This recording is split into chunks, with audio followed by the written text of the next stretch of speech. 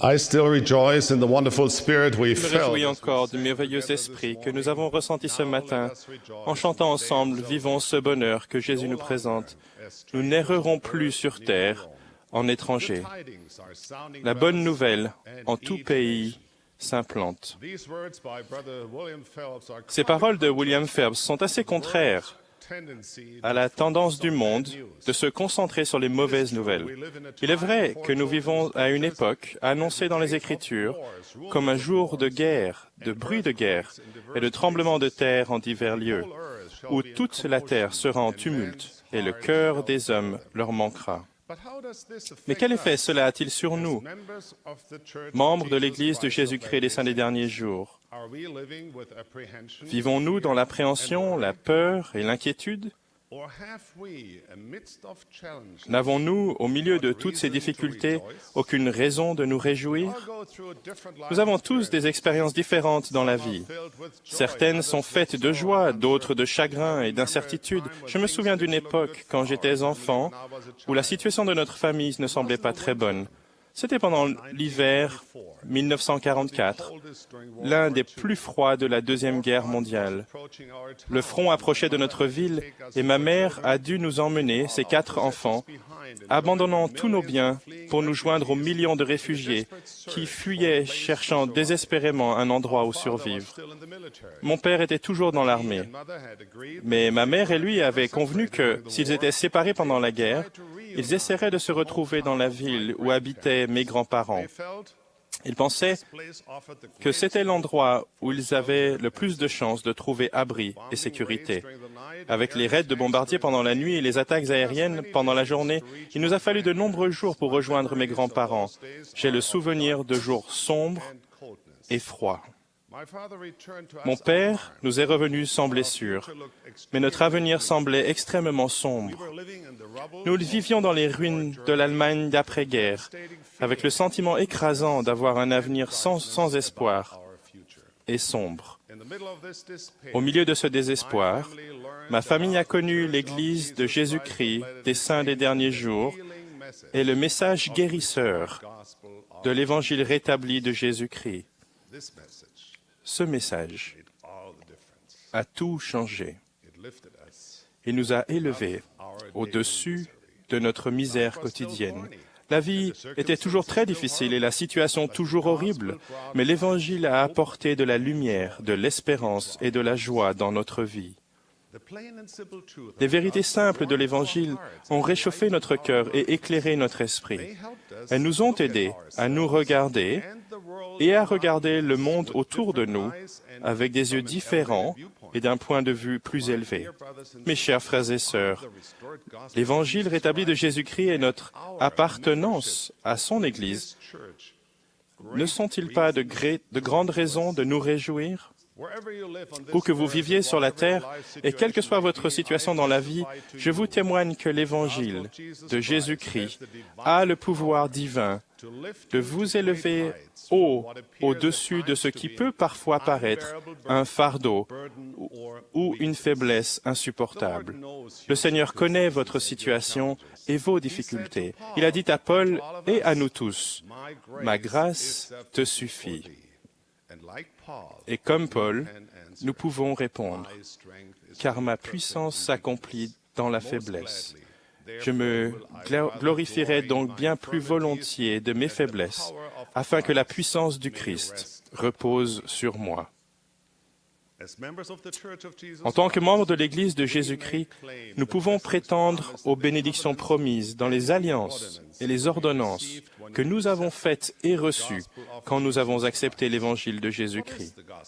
Qu'est-ce que l'Évangile de Jésus-Christ? L'Évangile de Jésus-Christ est une bonne nouvelle, une joyeuse nouvelle, et beaucoup plus. C'est le message de salut maintes fois annoncé par Jésus-Christ et ses apôtres et prophètes. Je crois fermement que toute vérité et toute lumière émanant de Dieu sont contenues dans l'Évangile de Jésus-Christ. Dieu, notre Père céleste aimant, a dit que son œuvre et sa gloire sont de réaliser l'immortalité et la vie éternelle de l'homme. Dieu, le Père, est l'auteur de l'Évangile. C'est l'élément clé de son plan du salut ou plan de rédemption. Il s'appelle Évangile de Jésus-Christ parce que c'est par l'expiation de Jésus-Christ que la rédemption et le salut sont possibles. Grâce à l'expiation, tous les hommes, femmes et enfants sont inconditionnellement rachetés de la mort physique et seront rachetés de leurs péchés à condition qu'ils acceptent l'évangile de Jésus-Christ et y obéissent. L'évangile du Christ est le seul véritable évangile et il n'y aura aucun autre nom donné, ni aucune autre voie, ni moyen par lesquels le salut puisse parvenir aux enfants des hommes, si ce n'est dans et par le nom du Christ. Les éléments fondamentaux du message de l'Évangile sont énoncés dans toutes les Saintes Écritures, mais nous sont donnés très clairement dans le livre de Mormon et dans les révélations à Joseph Smith le prophète. Là, Jésus explique clairement lui-même sa doctrine et son Évangile, auquel les enfants de Dieu doivent se conformer pour avoir la vie éternelle. L'Évangile est clair et simple. Il répond aux questions de la vie les plus complexes. Et pourtant, un jeune enfant peut le comprendre et l'appliquer.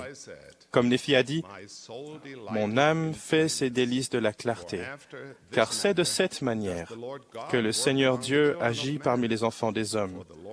Car le Seigneur Dieu donne la lumière à l'intelligence, car il parle aux hommes selon leur langage pour qu'ils comprennent. » Joseph Smith, le prophète, a utilisé le même schéma de clarté et de simplicité pour expliquer au monde de manière très concise les premiers principes et ordonnances de l'Évangile que nous devons accepter pour recevoir les bénédictions éternelles de l'Évangile. Premièrement, la foi au Seigneur Jésus-Christ, croyant au Rédempteur, le Fils de Dieu, avec une foi ferme en lui, vous reposant entièrement sur les mérites de celui qui est puissant à sauver.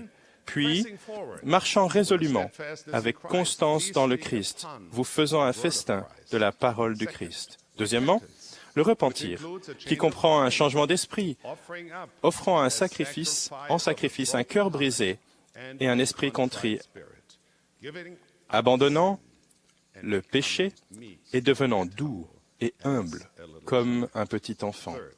Troisièmement, le baptême par immersion pour la rémission des péchés et comme alliance de respecter les commandements de Dieu et de prendre sur nous le nom du Christ.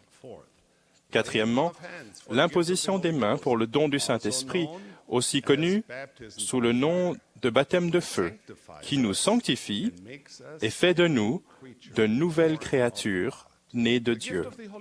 Le don du Saint-Esprit qui nous est donné par notre Père céleste et administré par quelqu'un qui détient l'autorité contient la promesse miséricordieuse suivante. Si vous voulez entrer par le chemin et recevoir le Saint-Esprit, il vous montrera tout ce que vous devez faire. Par la compagnie constante du Saint-Esprit, tous les membres de l'Église peuvent recevoir directement les paroles du Christ, à tout moment et en tout lieu.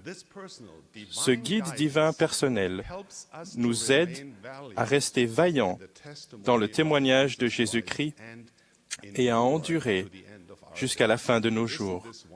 N'est-ce pas merveilleux? N'avons-nous pas raison de nous réjouir? Que signifie persévérer jusqu'à la fin?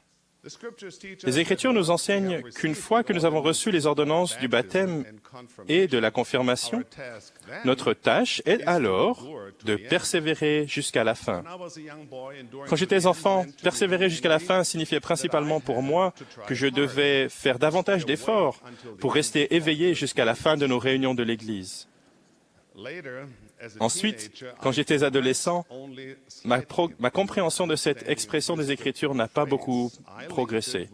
Je la reliais avec sympathie aux efforts de nos chers membres âgés pour tenir bon jusqu'à la fin de leur vie. Persévérer jusqu'à la fin ou rester fidèle aux lois et aux ordonnances de l'Évangile de Jésus-Christ jusqu'à la fin de notre vie est une condition fondamentale du salut dans le royaume de Dieu. Cette croyance distingue les saints des derniers jours de beaucoup d'autres églises chrétiennes qui enseignent que le salut est donné à tous ceux qui simplement croient et confessent que Jésus est le Christ. Le Seigneur a clairement déclaré, « Et si tu gardes mes commandements et persévères jusqu'à la fin, tu auras la vie éternelle, don qui est le plus grand de tous les dons de Dieu. » Persévérer jusqu'à la fin n'est donc pas simplement tolérer passivement les difficultés de la vie ou tenir bon. Nous avons une religion active qui aide les enfants de Dieu sur le chemin étroit et resserré à développer tout leur potentiel durant cette vie et à retourner un jour auprès de lui. Vu de cette manière, persévérer jusqu'à la fin est quelque chose d'exaltant et de glorieux, pas de sombre et de lugubre. Nous avons une religion de joie, d'espérance, de force et de délivrance. Adam tomba pour que les hommes fussent et les hommes sont pour avoir la joie. Persévérer jusqu'à la fin est un processus qui occupe chaque minute de notre vie, chaque heure et chaque journée, du lever au coucher du soleil. On y arrive par l'autodiscipline, en respectant les commandements de Dieu. L'évangile rétabli de Jésus-Christ est un mode de vie. Il n'est pas quelque chose qu'on ne peut vivre que le dimanche. Ce n'est pas quelque chose que nous faisons uniquement par habitude ou par tradition, si nous voulons récolter toutes les bénédictions promises. Ne vous y trompez pas, on ne se moque pas de Dieu. Ce qu'un homme aura semé, il le moissonnera aussi. Persévérer jusqu'à la fin implique de persévérer à bien faire, de s'efforcer de respecter les commandements et d'accomplir les œuvres de la justice. Cela demande des sacrifices et du travail. Pour persévérer jusqu'à la fin, nous devons faire confiance à notre Père céleste et faire des choix sages, notamment payer la dîme et les offrandes, respecter nos alliances du temple et servir le Seigneur et notre prochain de bon cœur et fidèlement dans nos appels et nos responsabilités dans l'Église. Cela demande de la force de caractère, de l'altruisme, de l'humilité, de l'intégrité et de l'honnêteté envers le Seigneur et envers nos semblables. Cela signifie faire de notre foyer une place forte et un refuge contre les maux du monde. Cela signifie aimer et honorer notre conjoint et nos enfants. En faisant de notre mieux pour persévérer jusqu'à la fin, nous serons affinés.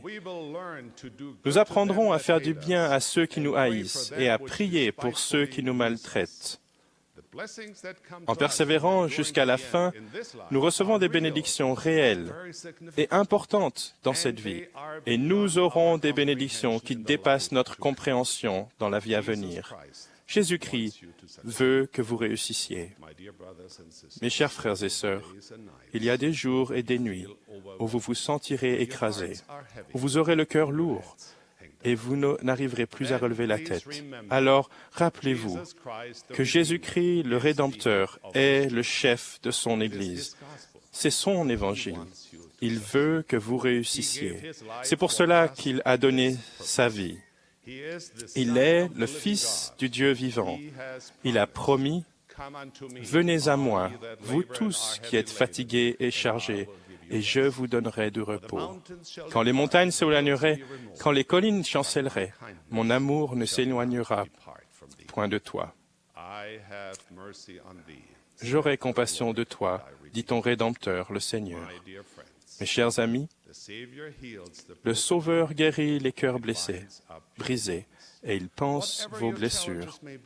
Quelles que soient vos difficultés ou que vous viviez sur la terre, votre appartenance fidèle à l'Église de Jésus-Christ des saints des derniers jours et les pouvoirs divins de l'Évangile de Jésus-Christ vous aideront à persévérer joyeusement jusqu'à la fin. J'en rends témoignage de tout mon cœur et de tout mon esprit, au nom sacré de Jésus-Christ. Amen.